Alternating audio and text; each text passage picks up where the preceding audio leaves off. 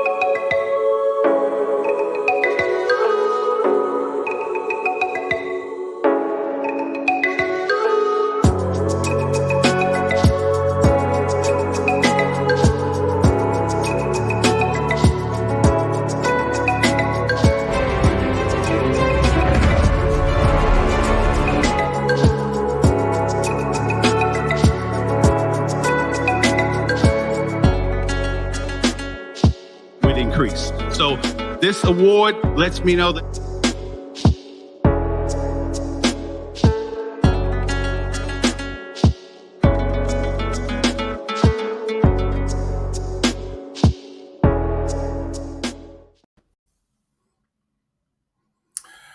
good morning, bonjour, comment ça va? Et toi, ça va très bien. Ni hao, hola, Ohio, bienvenue, Wanying, bienvenidos, benvenuta, benveniti, namaste, and welcome. Welcome to another exciting episode of Gem Hunter Stories. My name is Barry B. Mixon, and I am a gemmological storyteller. And each and every week, I get the magnificent opportunity to take the art, science, history, and magic of gemstones, precious metals, and fine jewelry, and put it all together into a story. I've learned over the years, and I learn more and more each week, that some of the same characteristics, the same attributes, the same traits that we so highly value in gemstones and precious metals, you can find in people. So what I do is I take those gem stories and I use them as a template, as an inception point, as a bridge to help people, to empower people, to remind people oftentimes to take a moment to discover the value of their own stories, of who they are, and how they resonate with the world, how they interact with the light. I'm really excited about today's show because it's actually a continuation of what we did last week. Again, thank you for all of you for your posts, your comments, your questions. I love it. I appreciate it. Your subscriptions. Thank you so much for subscribing to the show. Thank you for motivating me, making Wednesdays just an awesome experience for me. This is my lab. So it's a wonderful thing to take something that you've learned for such a long time and be able to see it in a completely different way. And that's what I want to do each week with this show. That's my intentions. Thank you, Barbara. When you think about gemstones, last week we were talking about metals. We were talking about my game of petanque. We were talking about petanque and the spiritual relationship with metal. And as I started thinking about that more and more, just holding the petanque ball in my hand, as I was thinking about that more and more, I started thinking about how that relationship basically expands, extrapolates to other things, not just books, but movies and music. And what made me start thinking about that was how this week is how at the end of the month, we always talk about what's called a new show, or basically a part of a show called Creating Magic.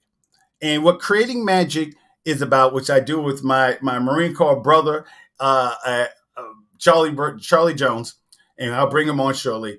What Creating Magic is about is literally taking the things that you see in just general life, movies, books, poems, things like this, and those things that speak about gemstones and precious metals, and literally see the connection between the way we see gemstones and precious metals and how those things are represented in our lives. How do we see it? Because as I told you last week, we, at least as Americans, we use something like 38,000 pounds of metals each and every year.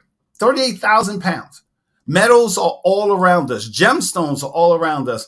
And as I started thinking about this, the end of the month, this week's show, Creating Magic, I started thinking about the infinity stones, and we'll get more into that. We're talking about infinity stones and how what is the relationship? What is the relationship between that $1 billion movie, the Infinity War movies? Both of them made over $1 billion. I think they rank number 2 and 3 or 2 and 5 in the history of movies. So how does a movie about gemstones translate to people wanting to pay that kind of money, or that many people seeing that movie? So let's go. But before we get into that, let's do a recap.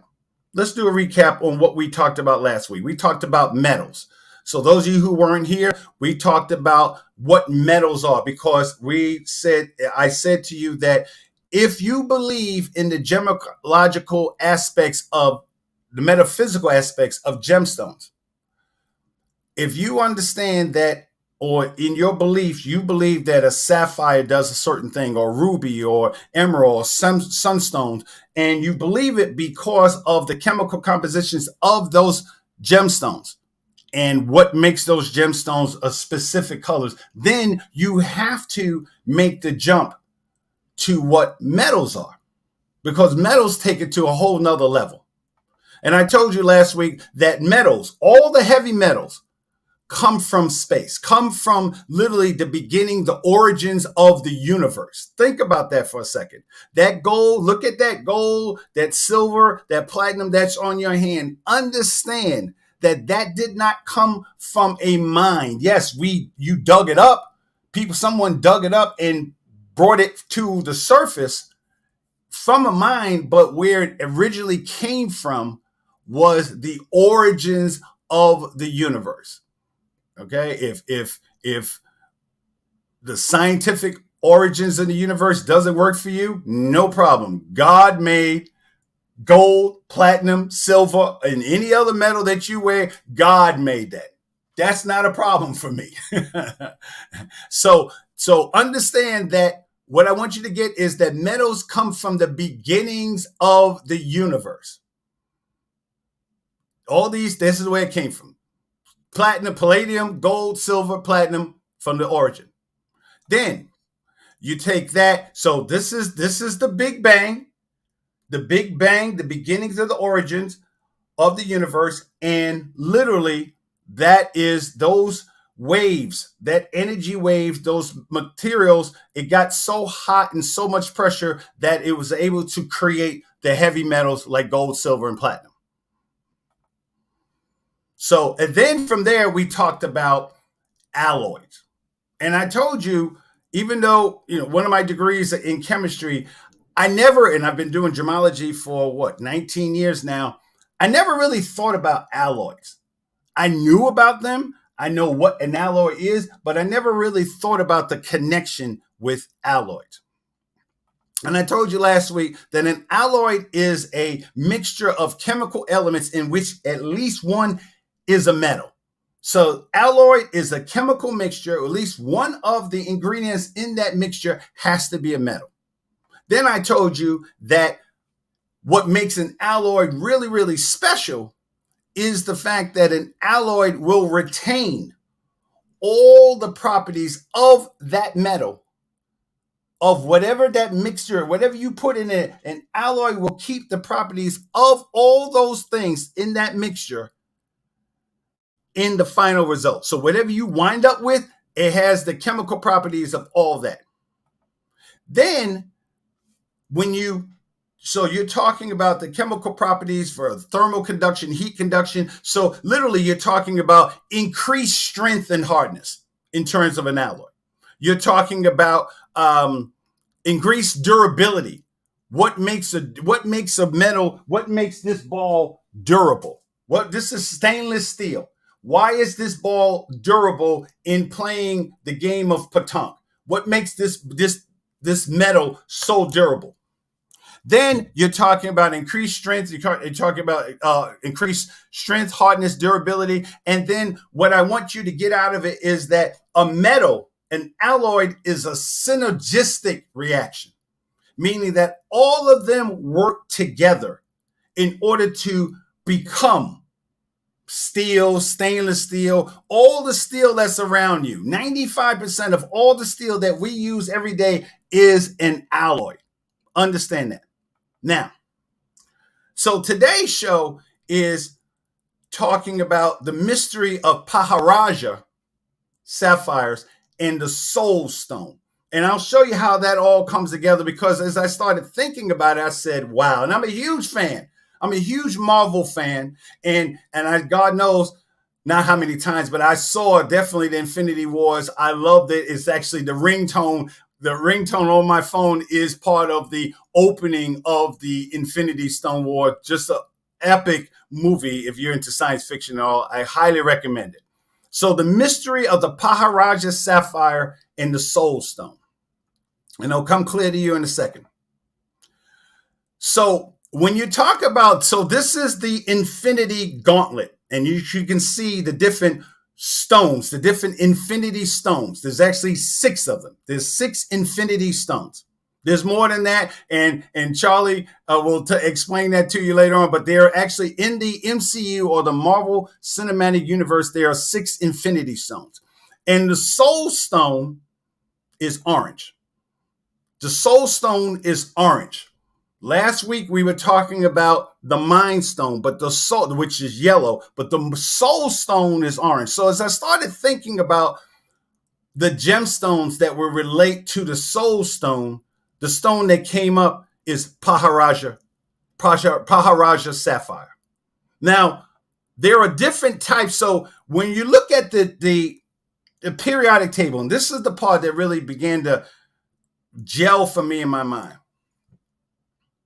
When you look at the periodic table, those of you remember your 7th and 8th grade science, there are how many elements? I know I just finished teaching my kids earlier. How many elements are there? There are 118 elements on the periodic table. 118 elements. And so everything in the universe, everything that we know, keyword, that we know in the universe is on that table.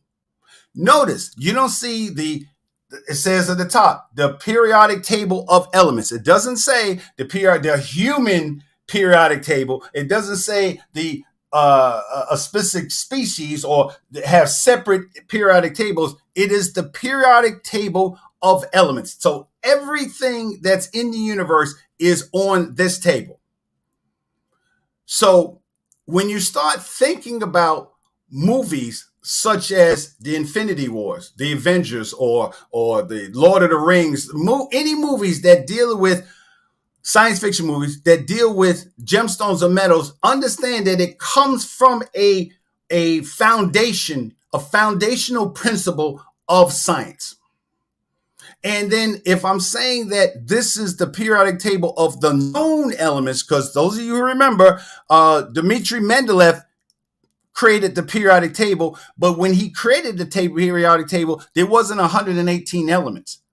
In fact, I think it was gallium that was the element that he figured out that had to be there. That he didn't know where it fit in, but he knew that it was going to fit in somewhere.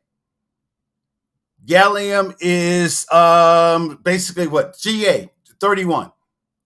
So he knew element 31 that Ga had to be there. He knew zinc, but he said if there's an ordered pattern to the universe, then 31, and I'm talking about 31 protons. Remember the year of science, 3 parts of an atom, protons, electrons, neutrons.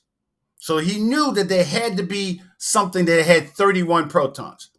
So if you understand that this is the standard of the universe, then it's really just a simple jump to understand if this is true for the things that we know, then what works in a galaxy or in a universe that we don't know about? What about the elements that we don't know about, which brought me back to the Infinity Stones and the Infinity Gauntlet.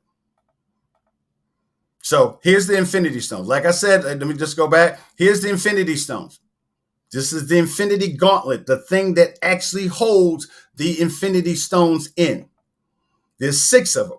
Last week, we talked about the Mind Stone, which again, we not to go over, but again, the Mind Stone uses the power of telepathy.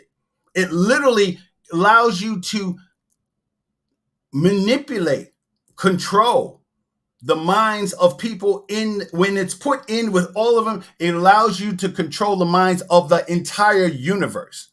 You literally can create a world. You can create something where the Mind Stone will allow you to work with people's minds. It's like a Jedi mind trick on exponential steroids. But this week, what we're going to talk about, or this month, because it's every month we do this, we're going to talk about the Soul Stone. And as I told you, the Soul Stone is an orange stone. What the Soul Stone allows you to do is literally have control over life and death.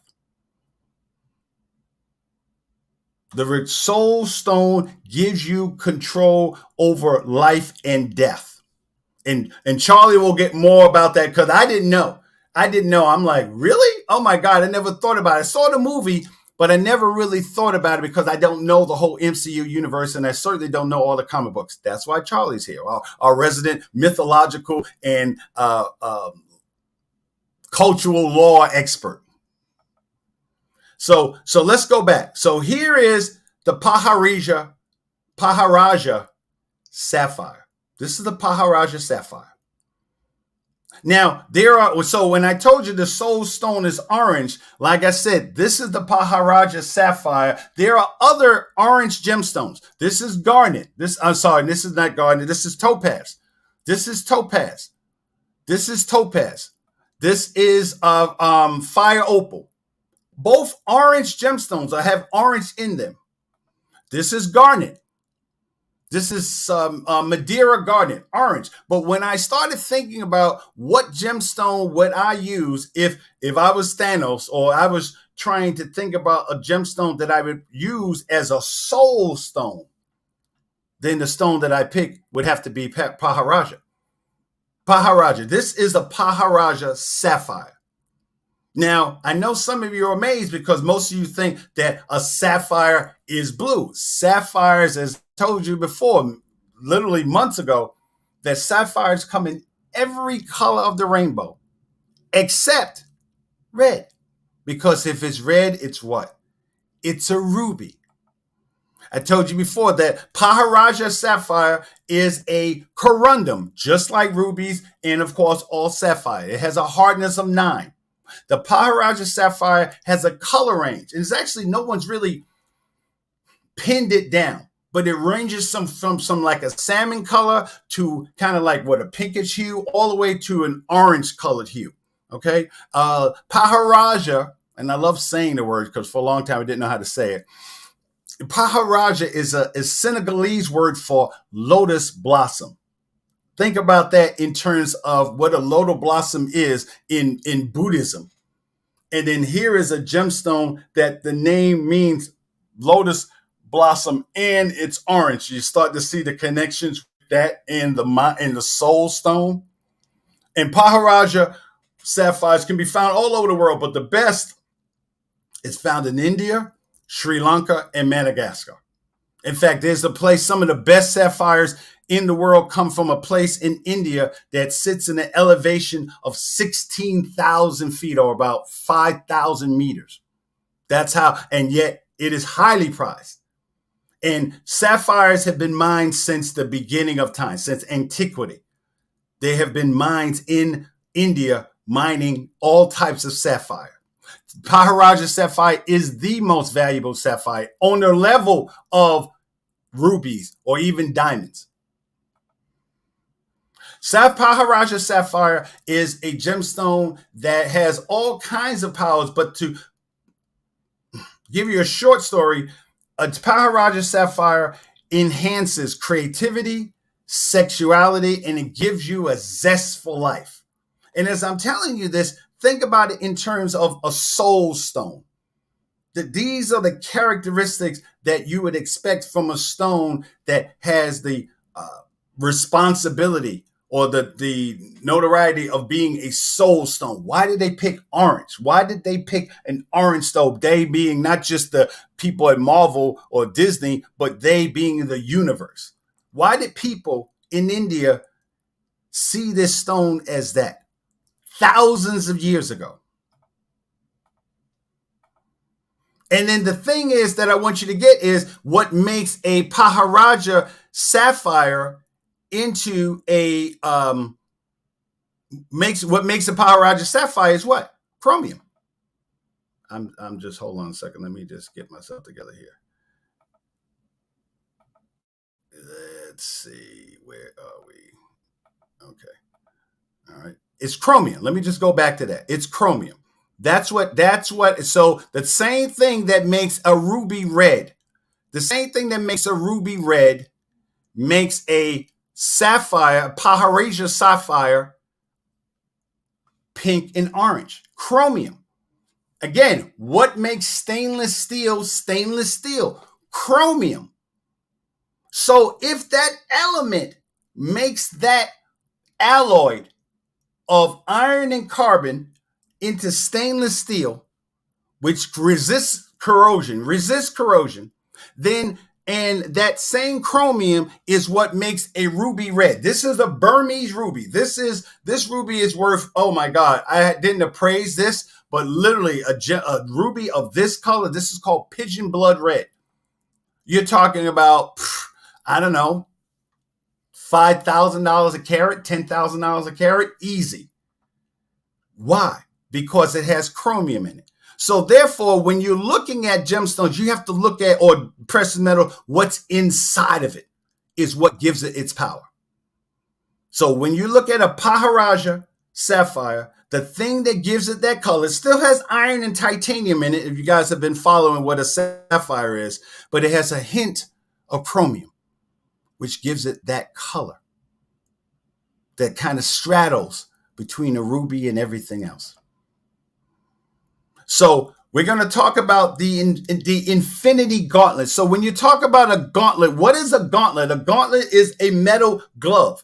A gauntlet is a metal glove. So when you're talking about the gauntlet, you're talking about an alloy, because even if it, now what I read was that the gauntlet is made out of metal called uru. Uru is a metal that was made on some planet. Again, 118 elements. We don't know all the planets. We only know 9. It's actually knowing 9 of them. So how many different planets? So the making the jump between the metal that we don't know, it's not hard. And what Uru metal, which of course in this MCU universe were mined by dwarfs, and they literally took that metal, which is the ultimate metal. It is the most durable metal in the universe. So again, think about what an alloy is. An alloy is a chemical mixture where you add a metal in, and because you've added that metal in, it enhances the properties of that metal. So now you already have a metal that is the most durable, strongest metal in the universe, being made out of a glove, that basically a gauntlet that it will concentrate.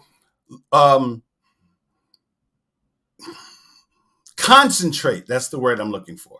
Concentrate the effects of the gemstones. So what we're going to do, we're going to come back. And so this is Padparadscha Sapphire difficult. So what we're going to talk about when we come back, I'm going to bring Charlie on, and Charlie's going to let us know how does the Infinity Gauntlet, and in particular the Soul Stone, relates to what we already know about sapphires, of Padparadscha Sapphire. So I'll see you when we get back on the other side.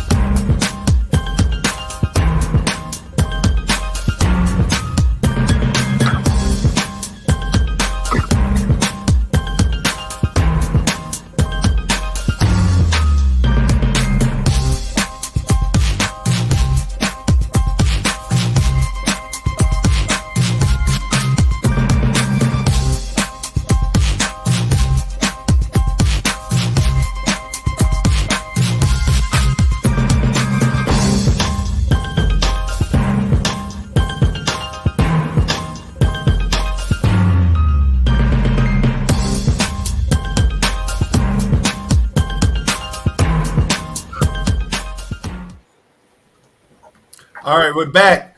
Sorry about the internet seems a little slow. Is it slow on your side too, Charlie?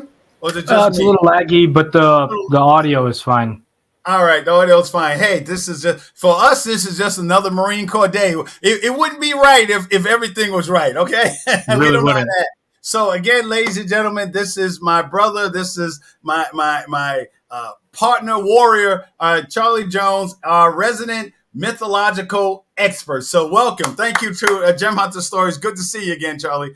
So always a pleasure. Thank you. So tell me, let's just start from the beginning. What is the Infinity Gauntlet? What is the Infinity Gauntlet? And then what is the Infinity Stones?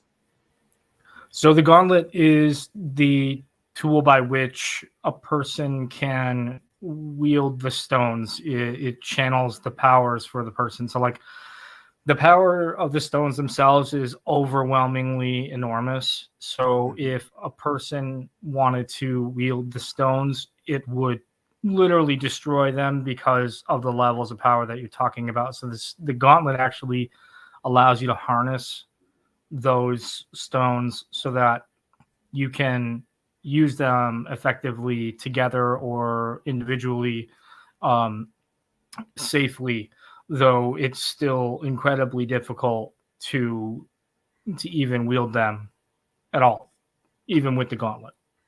Wow. So, okay. So let me ask you, then tell me about the Infinity Stones, because you know about it from both sides. In fact, tell me about the Infinity Stones from the MCU. And again, those of you who are not Marvel fans, the MCU means Marvel Cinematic Universe. And also tell me about the Infinity Stones from a comic book point of view. So there's variations. I mean, the stones are the same thing essentially in both of them. They're basically the elements of existence, um, the different aspects of existence. So, you have time, you have soul, you have mind, you have space, reality, power. All of these are basic. How you talk about elements as they pertain to gemstones. These would be elements of existence itself, all the basic aspects of it. And they're pretty much summed up in the six. In the MCU, there are 6 stones, and there are more in the comic books, but these are the ones that are focused on most intensely. Wow. And what I get out of that is, here it is, the 21st century. This movie, as I said, the Infinity Wars 1 and 2 made $1 billion, over $1 billion each. And we're literally talking about concepts that are ancient. You saw the episode that I had with Dr. Shavada Santi, who's an expert in Indian mythology, law, language, culture. And literally, she talks about this.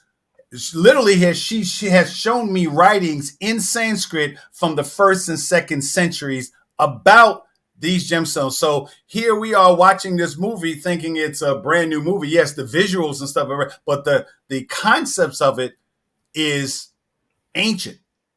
Sure. Ancient. And then so here we have a glove or gauntlet that embodies such powerful things in the universe. So tell me about the Soul Stone. So the Soul Stone is the Soul Stone.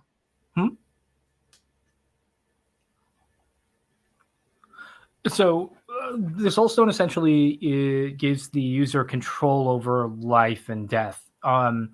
It's vague, especially in the MCU. They don't really discuss it much. I always thought that was kind of a missed opportunity, honestly. It's one of the more interesting stones when you consider the ramifications of somebody that has less than honorable intentions wielding it.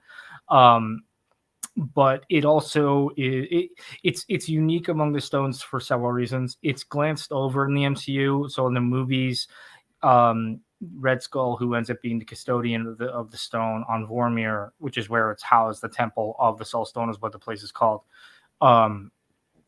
He talks about how it has a certain wisdom, but there's no elaboration on that. It doesn't really get discussed at all. It just kind of is revered a little bit more importantly than the others. But nobody really knows why. The comics is different. There's a lot more history. There's a lot more story to it. And rightly so, we're talking like 75 years of writing. So, but yeah, in the MCU, it's power over life and death for the most part, and it really doesn't get used much at all in the entire, in its existence in the movies. But okay, so you say that, but in the same time, Thanos, and I'm not giving away anything because the movie's been out for a while. Again, $1 billion movie, so everybody saw it. I'd probably wait to say 4 out of 5 people saw it, and if you're that 5th person who hasn't seen it, you need to see it. But anyhow, I'm not getting paid. No residuals from Marvel or Disney. But though that's a good idea. Yeah, that is a good idea. So make a note. What gets me is you're talking about concepts that, again, are ancient. You're talking about beliefs that are ancient. And as I always say, it's not so much whether or not the stone actually has that power. It's more of whether you believe that it does. What is your belief in that stone? Many of my viewers and people wear gemstones, and I walk down the street and they go, "Oh, aren't you the gem out there? And what about this stone?" So they believe. Or I have my house. I have a friend of mine who she said, "I just did my house with quartz and amethyst," and because she believes. So when you look at a gemstone, when you look at this Padparadscha sapphire. That's if insane. You're wearing this gemstone, and I just let everybody take a second, just let everybody drool and just go, "Oh my God." So Charlie, I'm keeping this up because after a while, they're not even listening to us, viewers. They're just looking at the gemstone. So don't get your feelings hurt. I'm used to it. Hey, man, So I'm looking at it. I don't even know what you're saying. yeah, exactly. This is the Padparadscha Sapphire. Again, with your side stones, diamonds in a platinum setting. So Wow. imagine the power of that. This is for somebody. So for some woman who's wearing this is her infinity gauntlet. This is she walks out in the morning to her business meeting or to her business or whatever she has to do, empowered by this stone that increases your creativity, your sensuality, and also your zest for life. I mean, if you,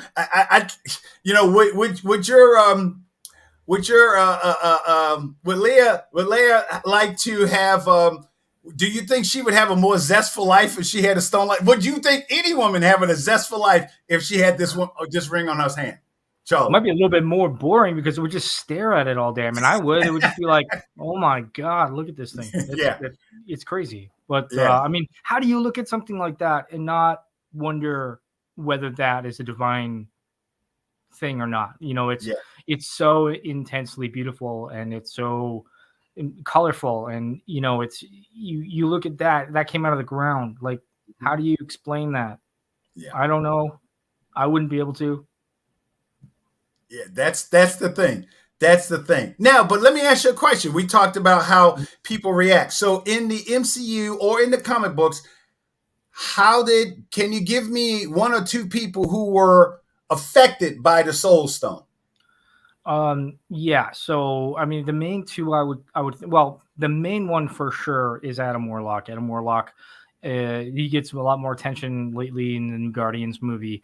Honestly, didn't kind of like the way they portrayed him. They made him kind of an idiot. I mean, he's not the smartest guy in the comics by any means, but he was really dumb in the movie. But he was a manufactured creature to be like the perfect being, basically. In the movies, I believe he was created by the High Evolutionary,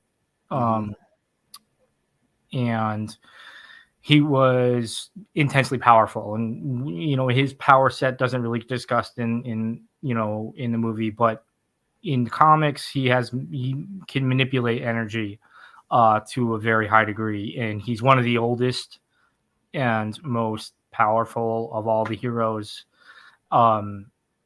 He didn't start as a hero, but he wasn't really a villain of any kind. He just sort of was, and then found a path. And one of the reasons why was because of the Soul Stone and because of what happens to his life with it. You know, he ends up getting the Soul Stone, and he's the keeper of it for a really long time. It actually gets embedded in his forehead. So, like, he has a personal connection with the stone that most people wouldn't be able to achieve. And because of the time that he spends with it, because of the expertise that he has over that course of time, he's able to utilize that stone to a really high degree. Now, the Soul Stone is interesting because it's one of the only stones, at least, you know, it's one of the only stones that has a sentience that is almost parasitic. And it's one of them that can actually influence to the point where it will completely control somebody if it wants something bad enough. So there's another character, Rune, who is a lot less known than someone like Adam Warlock, but Rune is like a vampire from another universe, and he somehow ends up in the 616, which is the regular Marvel universe. And he ends up getting the Soul Stone, and it completely controls him. So it makes him actually go get all of the stones and open a portal to where he's from, called the Ultra Universe. And basically its goal is to go there and like get souls. The whole point of the stone. And that's the other part about it when I say parasitic, because it wants to consume souls. It has within it a world called the Soul World, and that is constantly being it's constantly trying to get people into that world within it. So it's sort of taking people and and sort of killing them in a way and sucking their soul into itself. And so Whoa. it controls him to the extent that it makes him and other people that have it. It's just not for as long. Most people can't take it for as long, but to find souls, seek them out, and consume them.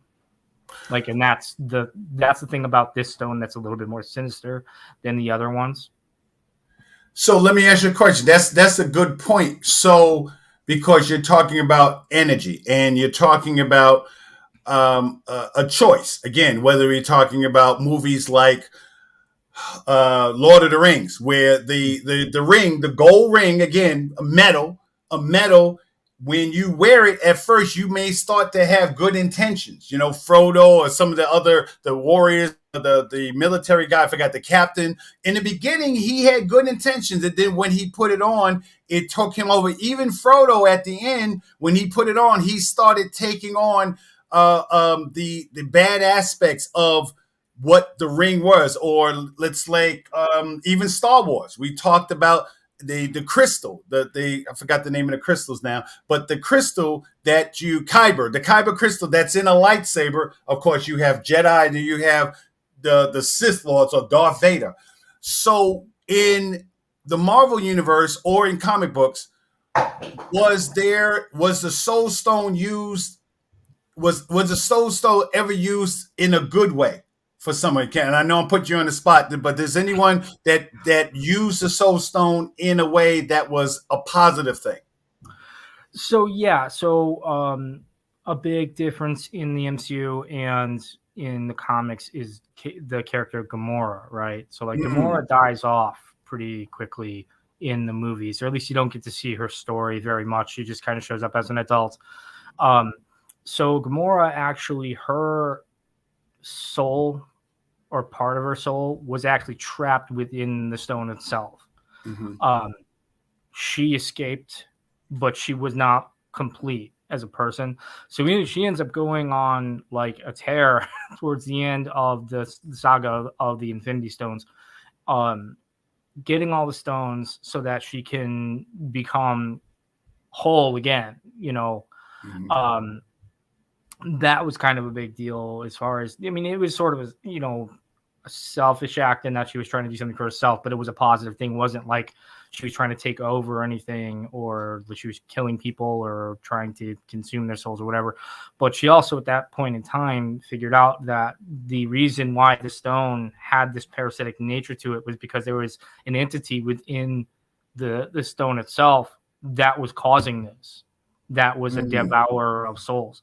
So this entity actually was using the soul stone to control people outside of the soul world to gain souls for it to consume. And so when Gamora ended up figuring out a way to defeat this thing and destroy it, it didn't do that anymore. So that whole sinister aspect of the stone was totally gone after that. Okay. So let me ask you a question. What is, and I get comments all the time from people, and I said a few episodes ago that for a long time, I never really believed in the metaphysical aspects of gemstones. It was just something that I had a good friend of mine who would constantly talk about gemstones and different physical aspects of it, metaphysical aspects, and using quartz did this. And I was just like, girl, please. But as I began to really do this deep dive into gemology, and that's why I get so excited about doing the show every week, because it takes me places that I never really thought about it. But for you, and you've been a loyal viewer, thank you so much for since the beginning, Charlie, knowing what you know about the MCU or comic books, and now watching my show for a while and learning the scientific or gemmological aspects of it. How do you see gemstones now?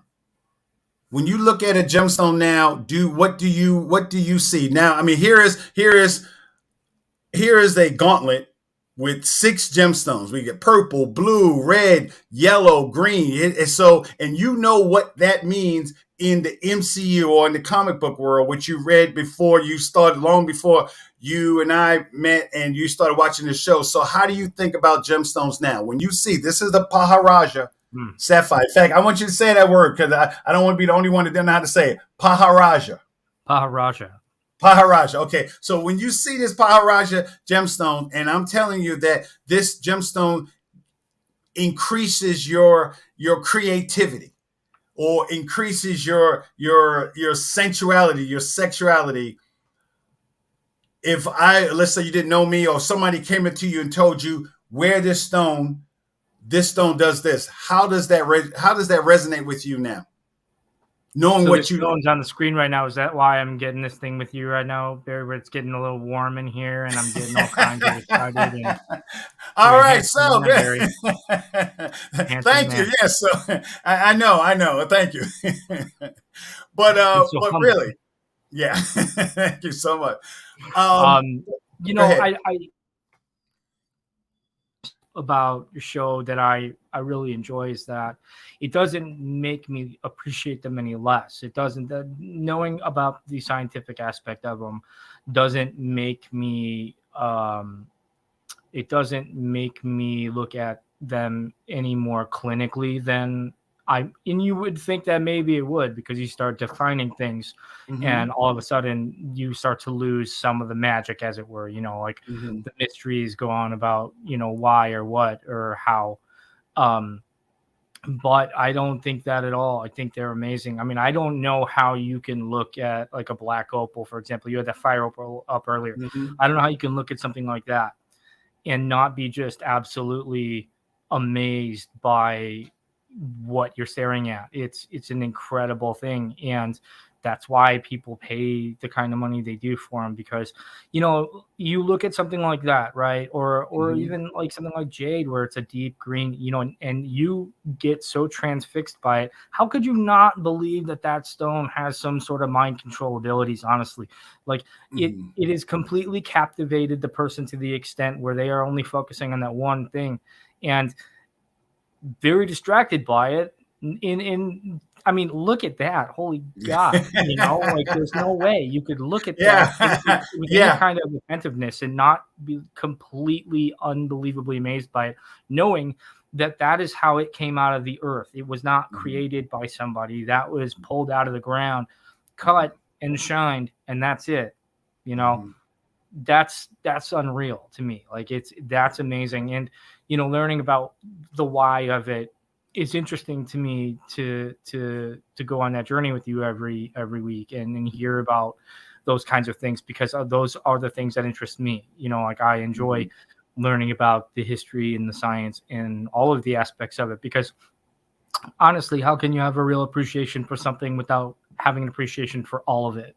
That's kind of how I see things when it comes to, you know, doing what I do with, I mean, you know, with snuff bottles or whatever else it is that I collect or that I go, you know, that I get into, or old books. You know, I try to find out as much as I can about them because I want to know their whole story. And that's what you do, is you enthrall people with stories and you teach people the importance of them. And I think that's wonderful. And it's always a pleasure to watch.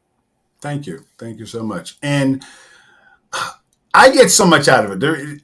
I get so much out of, and sometimes, as you see me, I get like really excited or even nervous because there's so much information. I mean, look at this ring. 2 weeks ago, had I seen this ring, well, I don't really look at stuff now.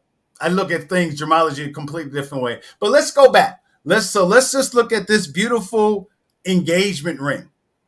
So you have a metal. This happens to be, I think it's actually a platinum. It's a platinum setting. So you're talking about a metal that came from the origins of the universe. The origins of the universe. Platinum is a very special metal because of the high melting temperature. Usually platinum is not found by itself. Platinum is usually hooked up with something else. Usually silver or palladium is hooked up with, it's in an ore. So that's why platinum costs so much money, because it takes so much to get out of it. But here you have something that comes from the beginning of the universe, one. And then it's not pure, well, it's probably not pure platinum. There's something else with it, so which made it an alloy to some extent. So here you have a ring, a band, and then you're talking about diamonds, So the energy and the power of what a diamond is, and then you're combining that with the powers, the metaphysical powers of Padparadscha Sapphire, and you what the Infinity Gauntlet shows us in a much more dramatic way is that when that man or woman put that ring on their loved one's hand, that was the intention. The intention was not like Thanos, snapping your fingers and the whole world disappears. But when you got down on one knee, and I'm a hopeless romantic, so guys, sorry, this is the way I think. When you got down on one knee and said, "I want you to be the person in my life for the rest of my life," I think Kate Middleton, the royal family, this is her stone. Padparadscha Sapphire. She wanted something different. We already know that Princess Di had a sapphire, her ring. So what amazes me is that what we see in movies or books and videos that come back from the stories that are ancient stories still resonate with us today. Mm. And when you separate, or literally just you in the beginning, you say, if you're a scientist, you say, well, it's this and that and this and that, and that's what you say. But you can't, as you said, Charlie, you can't deny thousands of years of history, and what people believe. We're talking about ancient cultures. And again, if I have to bring Dr. Santi back, I'm going, hi, Dr. Santi, I'm sure she's watching. I have to bring her back on because even what you and I know, whether it be from the gemmological point of view and what you know about the MCU or comic book point of view, she could take it to a whole nother spiritual point of view, which she would let us know, we meaning me, you, and the audience, know that it actually speaks to us on a molecular level. Mm. On a molecular level.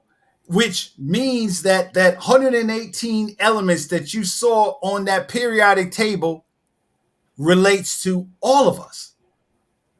All of us have those things. The same chromium that's in that Padparadscha Sapphire is inside of us. That same carbon that's inside of those diamonds, well, heck, that's what we are. We are carbon-based life forms. Tyson, was it Neil Tyson deGrasse? Tyson Neil deGrasse? Mm-hmm. He had said something that was brilliant that I really enjoyed. And one thing he said is, like, we're all looking for what makes us special in this world, right? Like what individualizes us, what makes us so special as people. And well, the most abundant elements in the universe are oxygen, hydrogen, and carbon, silicon, and nitrogen, right? The four. That is a lot of what, like 90% of what makes up us are those four elements, right? So the fact that they're the most common elements in the universe doesn't make it less significant that we are in some way related to everything in this universe, which, how could you be more special than that? So in its universality, there is this specialness of it. And that I thought was really cool, because you don't have to be the only thing like this to be special, but you have aspects to you that are universal as well as individual. And all of these stones, I mean, like I said before, the aspects of the metaphysical, the scientific, just observable. They all make these things fantastic in their own ways. But to know the whole story is to really appreciate what they are, and it doesn't diminish it in any way to learn everything about it, I think. And that's a really good point. I'm glad you said that, because let me ask you a question. Did you know, before we talked about this, did you know that sapphires came in an orange-pink format? Did you know of exactly? But I only thought they were blue or green. Exactly. So that's my point. That's the mission of this show, is to talk about value. Because just because you didn't know that there was such a thing called Padparadscha sapphires, which is extremely rare. Hmm. It's extremely rare for those for aluminum oxide. Let's just break it down. Aluminum oxide, which is what a sapphire is, or corundum is. When you put a aluminum oxide with corundum, you get a ruby. But if you take aluminum oxide and it lives in an environment of iron and titanium with a hint of corundum, you get Padparadscha sapphire. But because the thing that gets me is, and this is how I started really understanding gemology, is just because you don't know it exists doesn't take away its value. Yeah. It doesn't take away its value. It doesn't mean just because somebody doesn't know how good a cook you are, or Charlie, you're a Marine, dun, dun, dun, dun, you're a Marine. You served in Fallujah, but you're into snuff bottles. You're into snuff bottles, not just snuff bottles, but you're into jade snuff bottles. And when I met you, I didn't go, hey, aren't you into snuff bottles? No, it doesn't say that. But once you understand someone's story, once you understand what someone is into, now it's a whole different thing. Now How many times have you thought? How many times have you seen like a public figure or something, or like an actor or an actress, and thought to yourself, they're interesting, and then you learn something about them and it's like, oh my god, like I gotta read about this person. Yes. How many books are written by people you wouldn't read those books about people's stories if they weren't interesting, if they didn't add value to it? You know what I mean? Yeah. It's the stories. There are people watching today who now, especially people who love the color pink, who love the color orange, now they're sitting there saying, and there's a whole new world. There's a whole new world. Sorry, guys, or sorry, people. I should just say people who are going to be forced to buy this stone, because someone's going to say, "I want that stone. I want this stone." There's somebody I know right now. She's going to call me up and say 55, because that's her. That's the size ring she wears, and you're 55. She's like, "I love it, just 55." But when you look at this and you're saying, when you give someone, the person that you love, this ring, it's no longer, I'm just bought you a ring. I bought you a ring that intensifies your fire for life, your enthusiasm.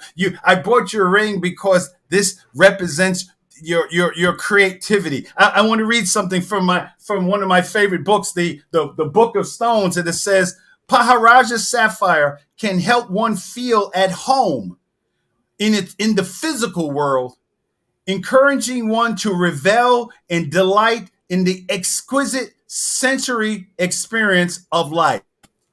What? I mean, can you imagine giving someone that ring, and that is the story that you tell them? And I would leave out the part about it makes you a lot more sensual, though, because it might seem like you're giving them that for another reason.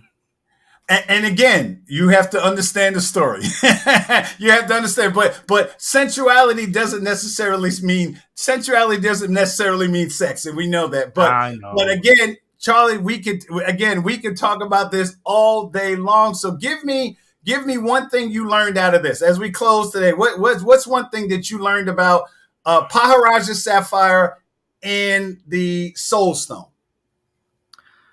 I mean, I think it's the perfect stone to use for that reason.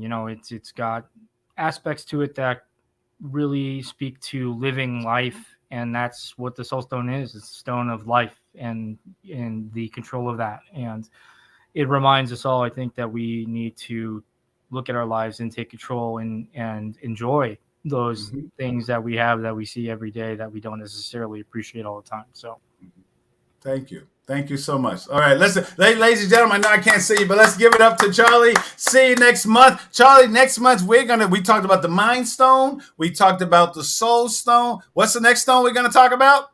Going to space, buddy.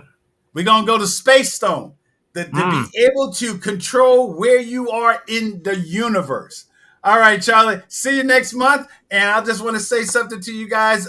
Thank you, Barbara. It's so important.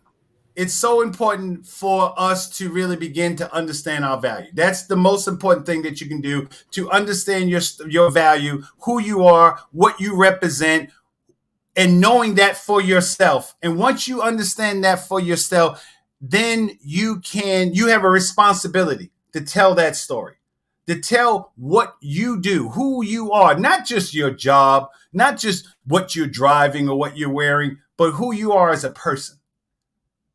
What is your sound? What is your story? Because that is the only way you get to value. So today's homework assignment is to ask yourself, what kind of Padparadscha sapphire are you? What is a characteristic that nobody knows about you? You may not even realize about yourself that you can tell the world. So until next week, my name is Barry B. Mixon. I am a Gemmological Storyteller, and I want you to take that time always to discover the value of your story. So again, au revoir, à te tella, voilà.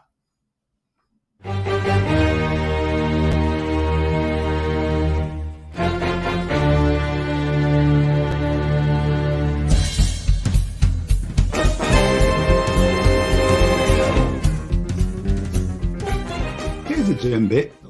You know that old saying that says, you never judge a book by its cover?